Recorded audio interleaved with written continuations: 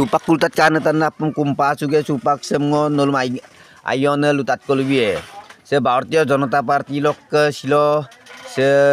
polmulam bitorondung hospital lo medical lo odok se balisa adorkho চিকিৎসালয় lok se moimang apngai kada ok district lo mohkuma lo udiko sempina duje ade apnam polmulam sil donam tunam apelanguram biduje kinaram na krudem se Dr. Himanta Biswa Sarma ke silo 55 বছর কি কা বয়গে এদম 55 সংখ্যক বক্ক জন্ম দিবগে এদম same আপঙ্গ বুলুকে কেন্দ্রীয়ভাবে हम উদযাপন দুং doctor Himanta Biswa শর্মাকে কর্মী করিদে সেম্প আগে জেগা লক hospital লো সেম্প গলা আपेलांगुरम बिदुजे আপঙ্গাই সেম কাদাক বল সেম মইমা हम কিনারাম নে করিদম গালা আপুদে ররক পগলেনা বুল বিদুजे ভারতীয় জনতা party ok bulu luduje ayop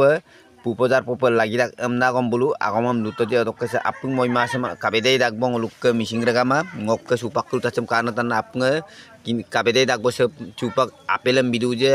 একজন পাঁচটা ছটা পেকেলো বান্ডিং এর বিদুজে পলিটিং কল পাগাপ গেছে বালিসা আদর্শ চিকিৎসালয় লোক se moimang apngai sem kato udiko kapiluji okokom biduji odok kesem kato ada apngai pulbun pe dekai biduji suke Bharatiya Janata Party sempe buluk ke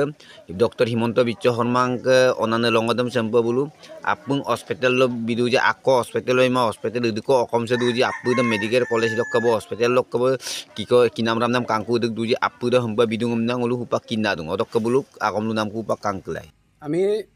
Bharatiya Janata Party Hakmutha Mondol Committee ৰাজ্যিক সমিতিৰ আহ্বান মৰ্মে আমি আজি পুৱা ভাগত প্ৰায় আমাৰ 76টা বুথত আমি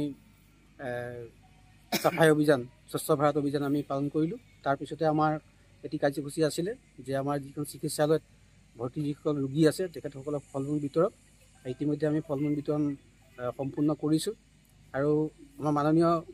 হিমন্ত বিশ্ব শৰ্মা ডক্টৰ হিমন্ত বিশ্ব শৰ্মা ডাঙৰীয়াৰ আজি জন্মদিন তেখেতৰ 1969 চনত তেখেতৰ জন্ম হৈছিল আজি 55 বছৰত তেখেতৰ ভৰি দিছে আৰু এই 55 বছৰ ভৰি দিয়াত আমাৰ ভাৰতীয় জনতা পাৰ্টিৰ ৰাজ্যিক সমিতিয়ে তেখেতৰ যি সুদক্ষ যি চৰকাৰৰ যি পৰিচালনা কৰে সুদক্ষ যি ব্যক্তি এজন আৰু তেখেতৰ এই ব্যক্তিত্বৰ ওপৰত ভিত্তি কৰিয়ে আমাৰ ৰাজ্যিক সমিতিয়ে বিভিন্ন কাৰ্যসূচী লৈছে তাৰে আমাৰ স্বচ্ছ ভাৰত সমাপ্ত হ'ল এতিয়া চিকিৎসালয়ত আমি ইতিমধ্যে ফলমূল বিতৰণ কৰিলোঁ আৰু তেখেতৰ সুস্বাস্থ্য আমি কামনা কৰিছোঁ তেখেতৰ যি চিন্তাধাৰা যে ভাৰতবৰ্ষৰ 5খন ৰাজ্যৰ ভিতৰত অসমক এখন শ্ৰেষ্ঠ ৰাজ্য হিচাপে গঠন কৰা যি পৰিকল্পনা এই পৰিকল্পনাত যাতে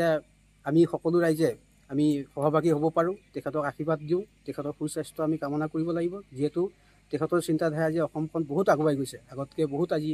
উন্নত পথত গৈছে গতিকে সেইকাৰণে আমি তেখেতৰ এই কাৰ্যসূচীটো দলৰ আহ্বান মৰ্মে আমি কাৰ্যসূচী লৈছোঁ আৰু আমি ৰোগীসকলকো আহ্বান কৰিছোঁ তেখেতসকলেও আশীৰ্বাদ দিয়ক যাতে তেখেতৰ স্বাস্থ্য ভালে থাকে তেখেতৰ চিন্তাধাৰাটো আগলৈ আৰু বৃদ্ধি হয় এনেধৰণৰ আমাৰ আশীৰ্বাদ তেখেতক দিবৰ কাৰণে আমি ৰোগীসকলকো আৰু সাধাৰণ ৰাইজকো আমি আহ্বান জনাইছোঁ আৰু আজি এই বালিচাং যিটো আমাৰ আদৰ্শ চিকিৎসালয়ত আমাৰ যি ফলমূল বিতৰণ কাৰ্যসূচী ইতিমধ্যে সমাপ্ত কৰিছোঁ মাননীয় আমাৰ মুখ্যমন্ত্ৰী মহোদয় শ্ৰী ডক্টৰ হিমন্ত বিশ্ব শৰ্মা দেৱৰ আজি জন্মদিন আমি মণ্ডল বিজেপি হাকমুথা মণ্ডল বিজেপিৰ তৰফৰ পৰা কৰ্মকৰ্তা সকলোৱে মিলি আজি ফলমূল বিতৰণ কৰিলোঁ ইয়াত আমাৰ যিসকল ৰোগী আৰু গৰ্ভৱতী মহিলা আৰু এইখিনিতে আমি সকলোৰে ফালৰ পৰা মই তেখেতৰ জন্মদিনৰ শুভেচ্ছা জ্ঞাপন কৰিছোঁ আৰু তেখেতৰ সুস্বাস্থ্য আৰু দীৰ্ঘায়ু কামনা কৰিলোঁ।